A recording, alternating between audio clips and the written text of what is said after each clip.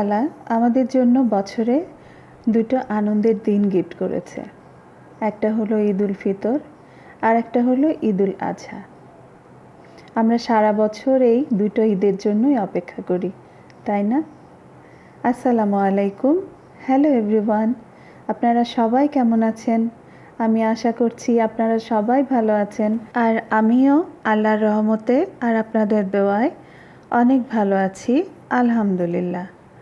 সবাইকে ঈদুল আজহার অনেক অনেক শুভেচ্ছা রইল। তো আজকে আমি সকাল থেকেই আমার ব্লগটা শুরু করে দিলাম। সকালবেলা ঘুম থেকে উঠে ফ্রেশ হয়ে নিচে নেমে যাচ্ছি। তো নিচে নেমে এসে দেখি অলরেডি কোরবানি হয়ে গেছে। এদিকে ঘরবাড়ি গোছাচ্ছে আমার ছোট বোন বলতে আমার ছোট ভাইয়ের বউ। ওকে আমি ছোট বোনের মতোই দেখি, খুব আদরেরও আমার। যাই হোক, তো আমি কোরবানির কোনো ক্লিপ নিলাম না, কারণ বলা যায় না, ফেসবুক আবার রাগ করতে পারে। তো এখানে কোরবানির মাংস বাটাবাটি করছিল আমার ছোট ভাই আর আমার ছোট ভাইয়ের বউ। তো আম্মু এদিকে বলে দিচ্ছিল ওদেরকে যে কোনটা কিভাবে কি করতে হবে। তো ওরা সেভাবেই করছিল।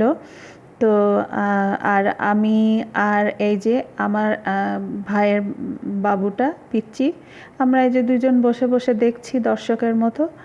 যাই হোক, আম্মু এর ফাঁকে আবার মাংস রান্না বসায় দিল।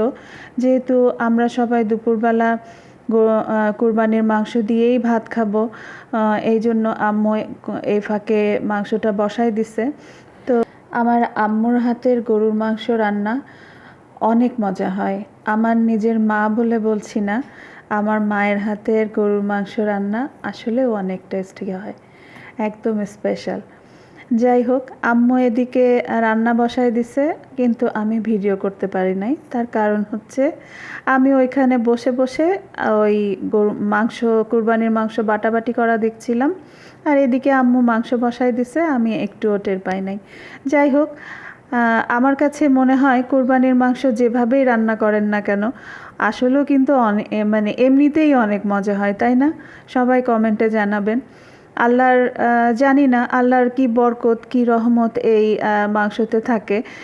মনে হয় যে সিদ্ধ করলেও এই মাংস এত মজা লাগে, এত টেস্ট হয়, একদম স্বাদটাই অন্যরকম থাকে, তাই না? তো আমরা এখানে দুপুরবেলা খাওয়ার জন্য মাংস বেড়ে নিচ্ছিলাম। তো আমরা এখানে খেতে বসে গেলাম। আল্লাহর কাছে অনেক অশেষ রহমত, কোটি কোটি শুকরিয়া যে আল্লাহ আমাদেরকে কোরবানি দেওয়ার তৌফিক দান করেছে। আমরা কোরবানির মাংস দিয়ে ভাত খেতে পাচ্ছি।